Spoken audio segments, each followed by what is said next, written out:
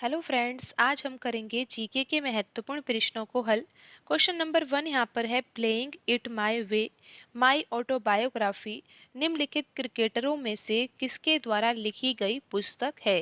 Playing it my way my autobiography निम्नलिखित क्रिकेटरों में से किसके द्वारा लिखी गई पुस्तक है। ऑप्शन 1 यहाँ पर है राहुल द्रविड़, ऑप्शन 2 सचिन तेंदुलकर, ऑप्शन 3 है विराट कोहली, ऑप्शन 4 है कपिल देव। तो यहाँ पर सही आंसर है ऑप्शन 2 सचिन तेंदुलकर। सचिन तेंदुलकर के द्वारा playing it my way my autobiography लिखी गई पुस्तक है। अब हम बढ़ते हैं अगले प्रश्न की ओर। अगला प्रश्न है यहाँ पर क्वेश्चन नंबर 2। प्रश्न में पूछा गया है कि अन्नपूर्णा योजना भारत सरकार के द्वारा खाद्य सुरक्षा प्रदान करने के लिए कौन से वर्ष में शुरू की गई थी। अन्नपूर्णा योजना कौन से वर्ष में शुरू की गई थी, ऐसा प्रश्न में पूछा गया है।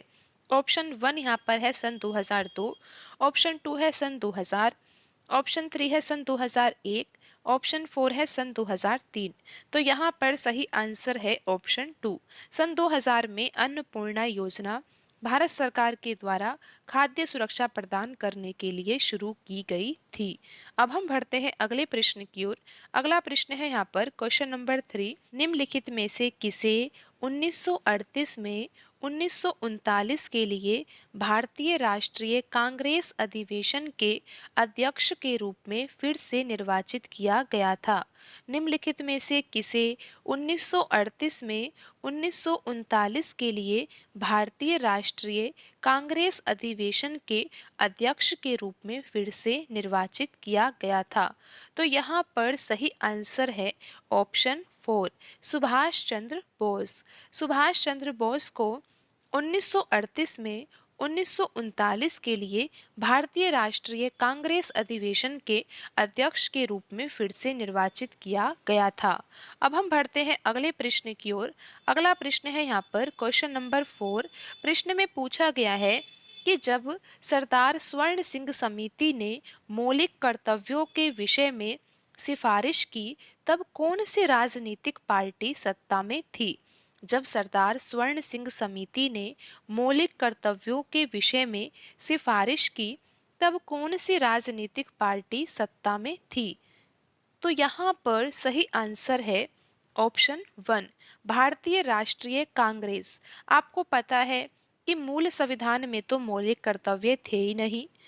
मौलिक कर्तव्य 42वां संविधान संशोधन सन 1976 में किया गया था, तो मौलिक कर्तव्यों को संविधान में जोड़ा गया और स्वर्ण सिंह समिति की सिफारिश पे मौलिक कर्तव्यों को संविधान में जोड़ा गया है।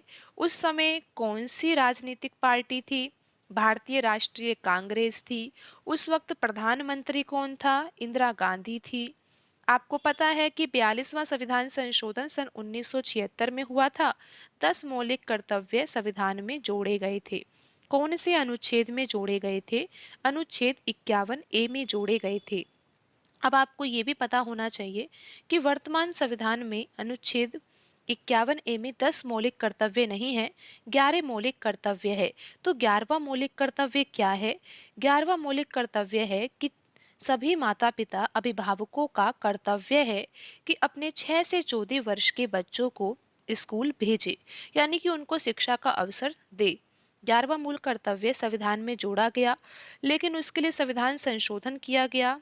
86वां संविधान संशोधन सन 2002 में किया गया था, तो 11वां मूल कर्तव्य जोड़ा गया।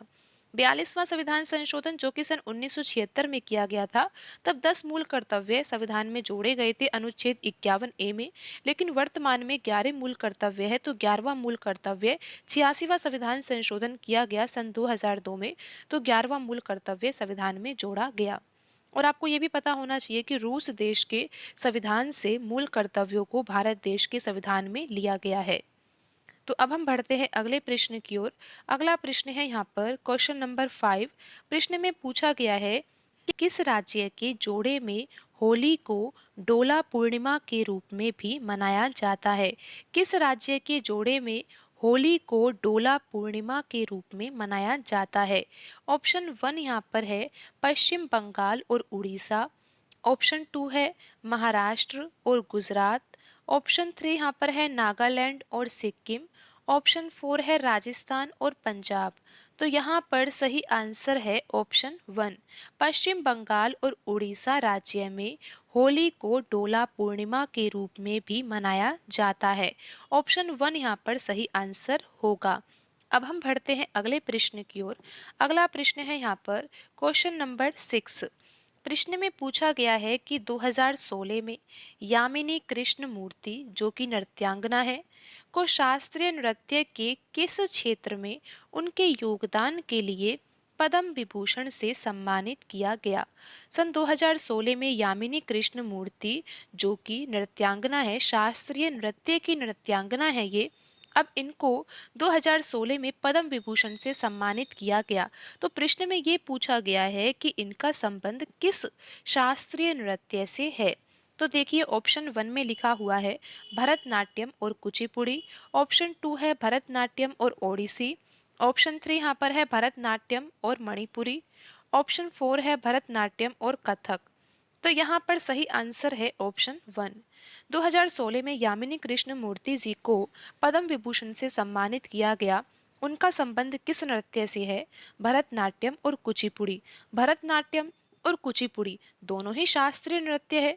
भरतनाट्यम किस राज्य का नृत्य है? तमिलनाडु राज्य का नृत्य है। भरतनाट्यम शास्त्रीय नृत्य की जो उत्पत्ति हुई है वो तमिलनाडु राज्य से हुई है। यहाँ पर देखिए कि दूसरा नृत्य कौन सा है? कुचिपुड़ी। कुचिपुड़ी भी शास्त्रीय नृत्य है, आंध्र प्रदेश राज्य का ये नृत्य है। और आप देखिए बाकी भी देखिए, जैसा कि ऑप्शन 2 में लिखा हुआ है भरतनाट्यम, भरतनाट्यम के बारे में आपको जानकारी है, तमिलनाडु राज्य का नृत्य है। और इसके साथ लिखा हुआ है ओडिसी, तो ओडिसी भी शास्त्रीय नृत्य है, उड़ीसा राज्य का नृत्य है। ऑप्शन 3 में देखिए भरतनाट्यम के साथ लिखा हुआ है मणिपुरी, मणिपुरी भी शास्त्रीय नृत्य है, मणिपुर राज्य का नृत्य है।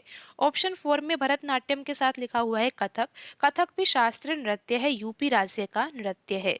तो यहाँ पर तो प्रश्न में पूछा गया था कि यामिनी कृष्ण मूर्ति जी का संबंध किस शास्त्रीय नृत्य से है। तो यहाँ पर ऑप्शन 1 सही आंसर है। भरतनाट्यम और कुचिपुड़ी शास्त्रीय नृत्य से संबंध किसका है? यामिनी कृष्ण मूर्ति का है। और यामिनी कृष्ण मूर्ति जी को सन 2016 में पद्म विभूषण से सम्मानित किया गया था। तो अब हम बढ़ते हैं अगले प्रश्न की ओर। अगला प्रश्न है यहाँ पर क्वेश्चन नंबर 7। प्रश्न में पूछा गया है कि हरित क्रांति के दौरान किसानों द्वारा बाजार में अधिशेष के रूप में कौन सी उपज उपलब्ध थी? हरित क्रांति के दौरान किसानों के द्वारा बाजार में अधिशेष के रूप में कौन सी उपज उपलब्ध थी? ऑप्शन 1 है गेहूं और चावल। ऑप्शन 2 गेहूं और ज्वार। ऑप्शन 3 है चावल और मक्का। ऑप्शन 4 है तिलहन। तो यहाँ पर सही आंसर है ऑप्शन 1 गेहूं और चावल। आपको पता है कि भारत में हरित क्रांति कौन से दशक में आई थी? सन 1960 1970 के दशक में भारत में हरित क्रांति को लाया गया। भारत में हरित क्रांति को लाने वाला कौन है? यानी कि भारत में अगर हम ये जाने कि हरित क्रांति का जनक किन्हें कहा जाता है, तो हरित क्रांति का जनक कहा जाता है MS स्वामीनाथन को। MS स्वामीनाथन जी को भारत में हरित क्रांति का जनक कहा जाता है। और उसी प्रकार आपको यहाँ पर यह भी ध्यान में देना चाहिए कि विश्व में हरित क्रांति का जनक किन्हें कहा जाता है?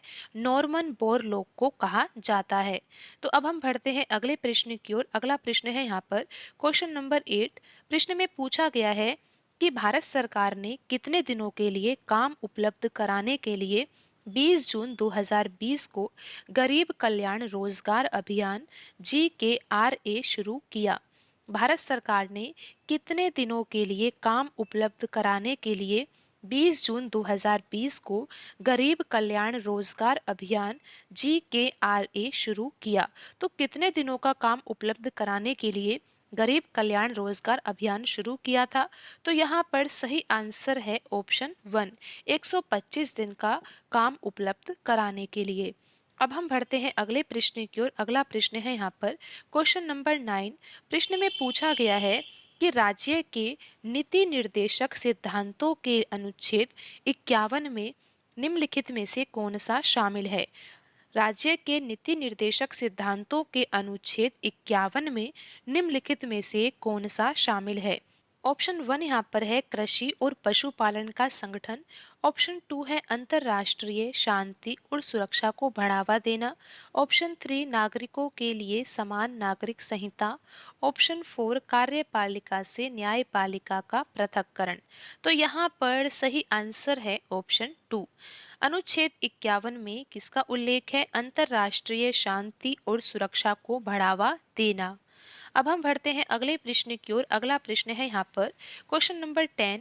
प्रश्न में ऐसा पूछा गया है कि झारखंड का हुंटा नृत्य कौन से आदिवासी समूह से संबंधित है? झारखंड का हुंटा नृत्य कौन से आदिवासी समूह से संबंधित है? तो यहाँ पर सही आंसर है ऑप्शन 3 संथाल। संथाल आदिवासी समूह से संबंधित नृत्य कौन सा है? झारखंड का हुंटा नृत्य है। तो आज की वीडियो में इतना ही। मिलते हैं अगली वीडियो में। धन्यवाद।